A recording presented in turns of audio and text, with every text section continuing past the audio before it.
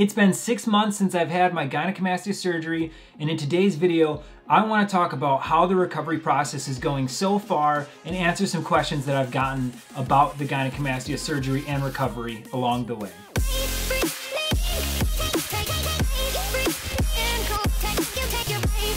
So like I said at the beginning of this video, it's been 6 months since I've had gynecomastia surgery, and today I want to update you guys how I'm doing in the recovery of the surgery for those of you who are wondering. But before that, I want to answer some questions that I've gotten, common questions that I've had about the surgery and the recovery process from other people who have either had the surgery or are looking to get the surgery in the near future. This is going to be a little different in my format compared to how I usually do it. Usually I just show like one comment of a common question I'm getting and then answer that. I'm not going to do that today where I pick out a comment. I'm just going to do 3 common questions that I've seen over the past few months since I had the gynecomastia surgery. Question number 1 is, how should I sleep after I have the surgery while I'm recovering? So for this one, I slept on my back slightly elevated for the entire time that I had both the compression vest and the stitches still in, and even a little after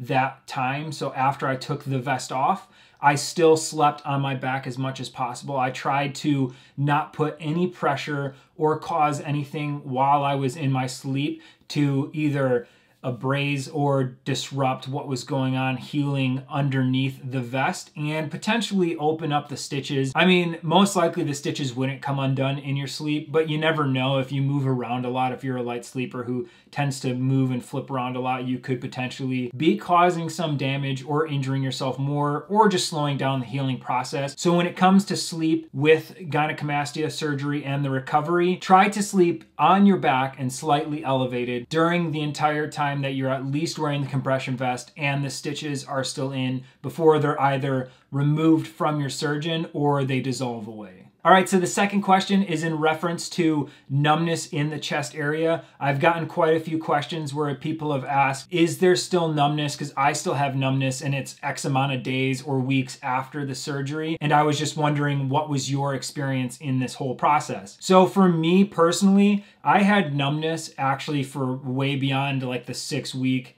kind of, I've lost my vest. You feel like that's really the big first victory after the surgery, and the biggest hurdle you kind of get over is the vest is really burdensome.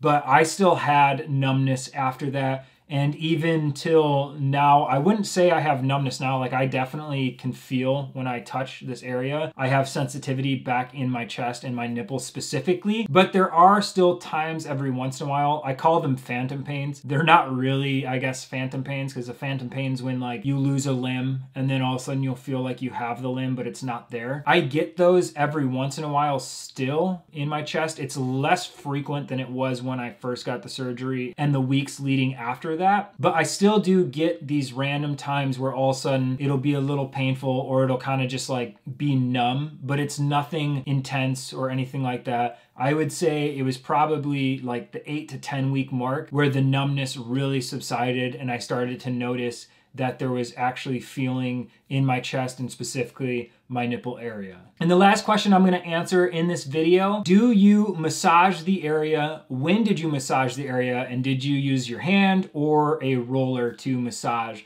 the area? So this one's a little trickier because I feel like the consensus or the overall opinion is kind of out on this one. I've seen surgeons who say, hey, massage immediately. And I've also had people comment saying, my surgeon told me to start massaging immediately or use a roller. And then I see other surgeons who wait until the stitches are completely out before they start administering any type of massaging therapy or roller therapy to help break up any scar tissue that might exist. So for this one, I'm gonna start by saying, go with whatever your surgeon says. Ask them specifically about massaging the area and scar tissue and help breaking up the scar tissue, and get their professional advice on this specific topic. Now, for my opinion and what I've kind of read and my consensus that I've come up with what I've seen from different surgeons and the American Board of Plastic Surgeons, is that I personally waited until I had the vest off,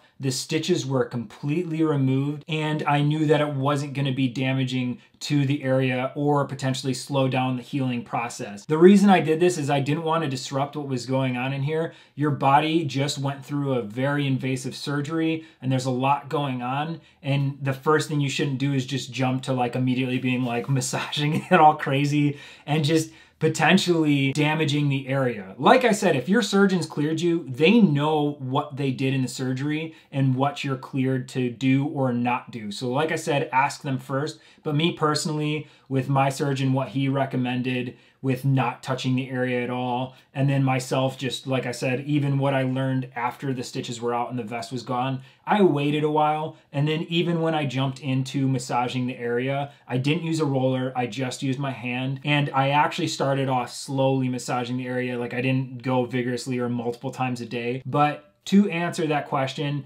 yes, I did massage after the 6 weeks and the stitches were gone. I waited until that time, and then like I said, I slowly built it up, and now at 6 months I really don't massage at all. And so with that, I'm going to show you guys really quick how my surgery recovery looks at the 6-month mark and how the scars in the chest is healing overall. Okay, so here is my chest at the 6-month mark. As you can see, looking extremely good. If you've been following my journey, you'll know that I've been talking about how there was some discoloration under this side specifically with the scarring, and this side had an indentation where it kind of collapsed on itself from the top. So like if here was your nipple, and then obviously it shrinks, but it can like collapse. If you look this up online, you'll see that this is a common concern or cause that can happen in the gynecomastia surgery, is the nipple collapsing. I had that somewhat on this side,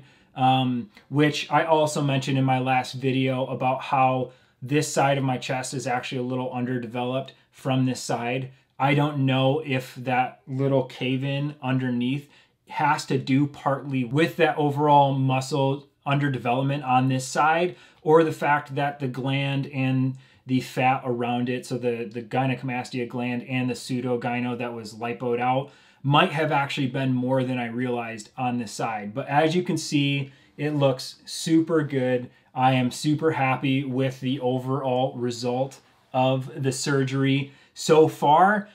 Scarring, the discoloration is definitely going away more. The nipple looks a lot more uniform than it did when I first had the surgery. It was really pink and very bright and different. It almost kind of looked like my nipple went from a circle to like this weird half circle where like the underside just didn't exist anymore. And this side, same thing. Like I said, the chest does look a little different, but that has more to do with the underdevelopment of my muscle on this side. My surgeon actually mentioned it in the pre-op surgery interview when he was checking out and seeing how the gland felt and everything felt here, and figuring out where he was actually going to remove and like what needed to be removed. That was like one of the first things he said to me was like, your left side seems to be underdeveloped. Are you right-handed?